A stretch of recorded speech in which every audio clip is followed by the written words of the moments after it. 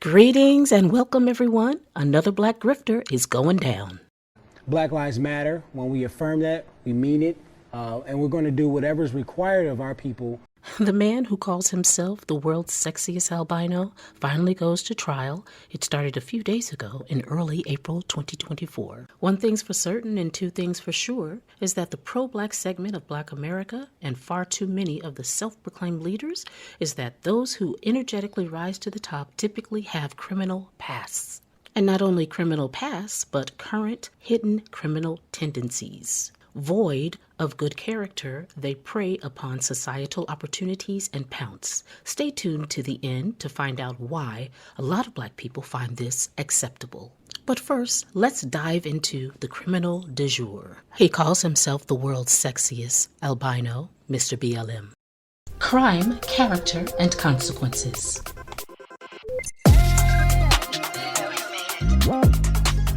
His name is Tyree Conyers Page. He was arrested in late 2020, and a federal grand jury indicted him with a 4-count charge, 3 counts of money laundering and 1 count of wire fraud. The indictment states that from in or around May 2020 to on or about September 25, 2020, Mr. Conyers Page allegedly devised a scheme to defraud donors by falsely representing that donations to his 501c3 Black Lives Matter of Greater Atlanta would be used to combat racial and social injustices, when in truth the organization was no longer an established charity and the defendant was using the donations for his personal use. You might be asking, what exactly did the world's sexiest albino, aka Sir Major Page, aka Tyree Conyers Page, do?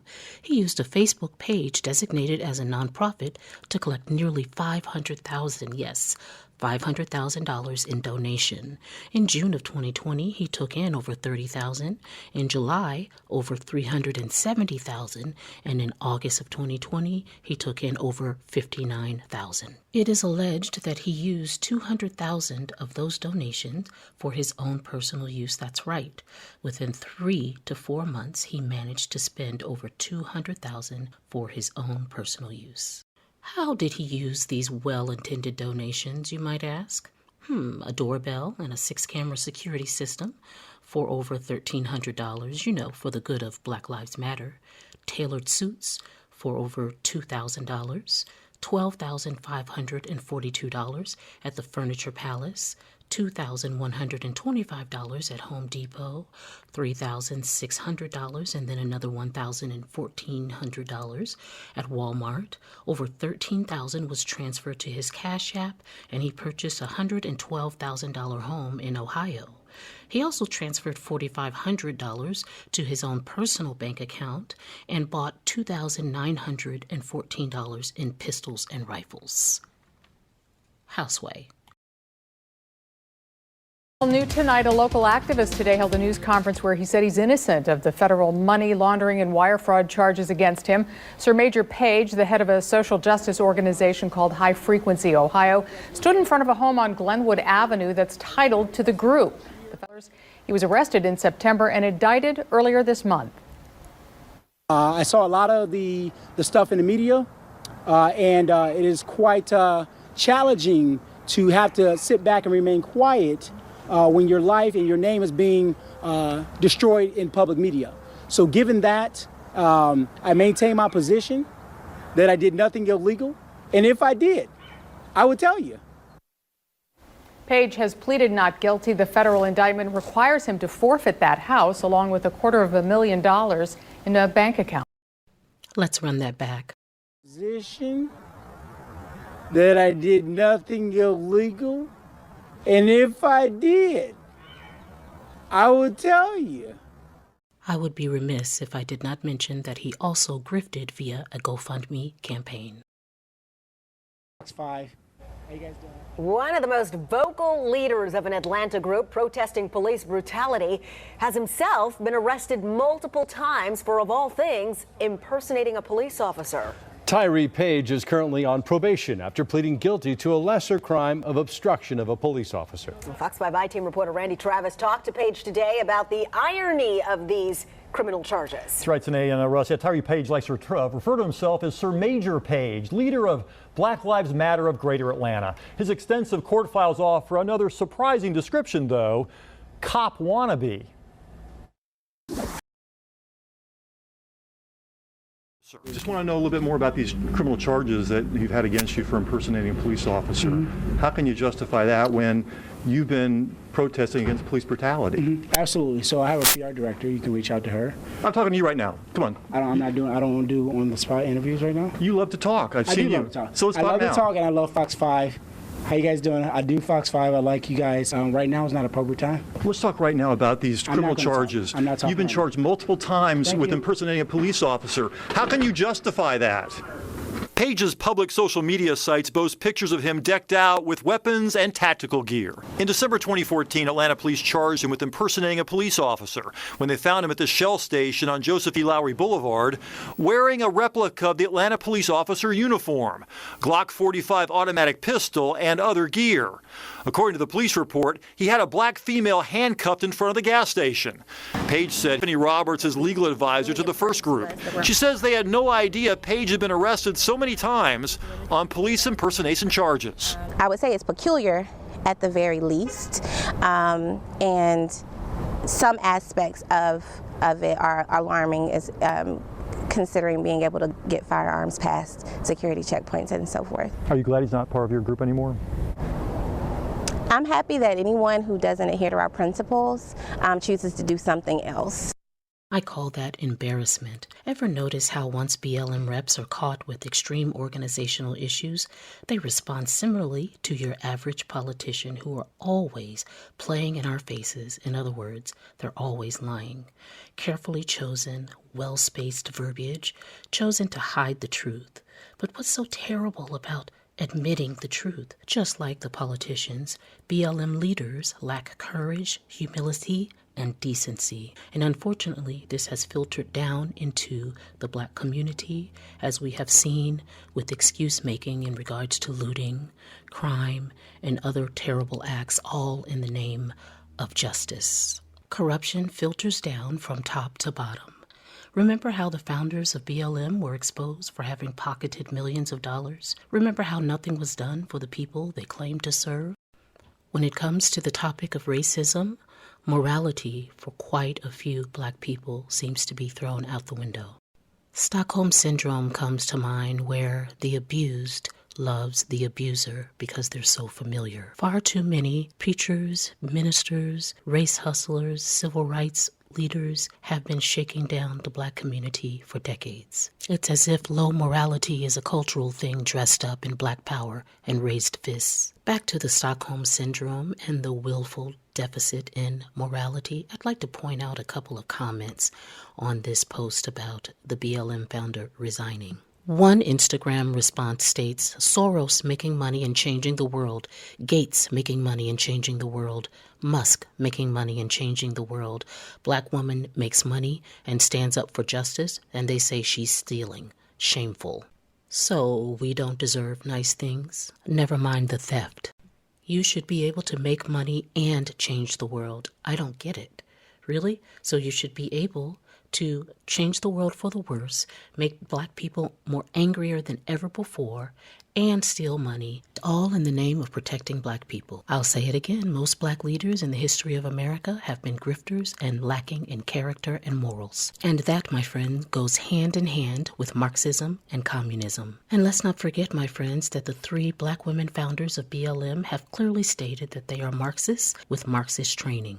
To make sense of this phenomenon of pro-Black condoning of immorality while simultaneously pointing the fingers at others' immoral behavior in American history, I'd like to introduce you to Manning Johnson. I've been speaking about him for a few years now, and I'm so glad to see other social commentators promoting him more and more. His book was written in 1958, and in it he outlines his years of experience in the Communist Party, as well as his time spent in Russia training. He writes, "Indeed, I had entered the Red conspiracy in the vain belief that it was the way to a new, better, and superior world system of society. 10 years later, thoroughly disillusioned, I abandoned communism. The experiences of those years in outer darkness are like a horrible nightmare. I saw communism in all its naked cruelty, ruthlessness, and utter contempt of Christian attributes and passions. And too, I saw the low value placed upon human life, the total lack of respect for the dignity of man, the betrayal of trust, the terror of the secret police, and the bloody hand of the assassin during and since those fateful years when I embraced communism." Manning Johnson was an American Negro who loved his country. A communist of stature within the international conspiracy, Manning Johnson had the strength to renounce communism when he discovered for certain that its purpose was to use the Negro as a device to help commit all Americans of all colors to a slavery far worse than anything the pre-emancipation American Negro had ever experienced.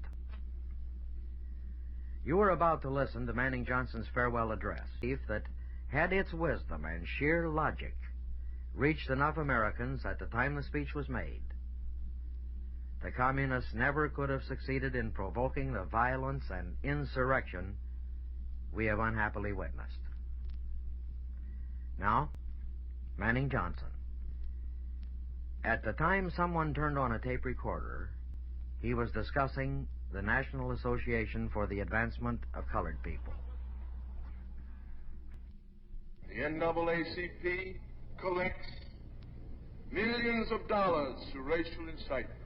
They go out of their way to create race issues, because the more race issues they create, the more they've got an appeal for begging for funds. But what do they do with that money? What do they do with it? They do not spend one single cent to build any factories or shops to create jobs, or to contribute to the development of free enterprise in our country. They're not interested in that. In fact, when they hold a convention, they don't even go near the Negro neighborhood when they're spending their money. In Cleveland recently, when they held their convention, they collected money from the business people in Cleveland, the colored business people. They went to a white hotel and they ate in white restaurants.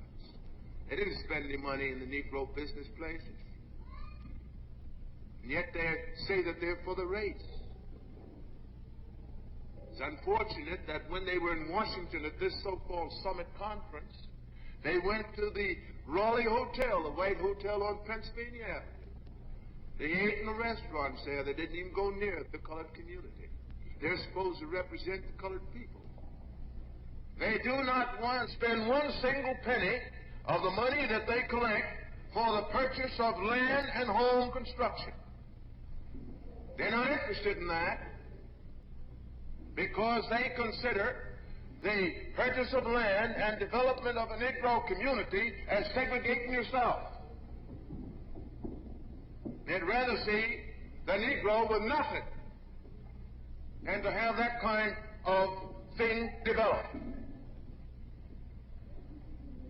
They're only interested in one thing, to get into every neighborhood, but build nothing yourself.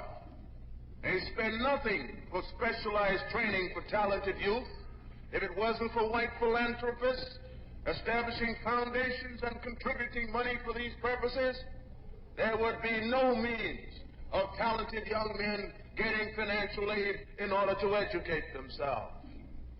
Please remember this speech is from 1958. But what's changed? In 2024, are white people really your problem, black people? Who needs enemies when your own leaders require your perpetual dysfunction, anger, and envy to enrich themselves and not you? Why are the voices that promote morality, character building, hard work, and tunnel vision towards your goal ill-received by the black community?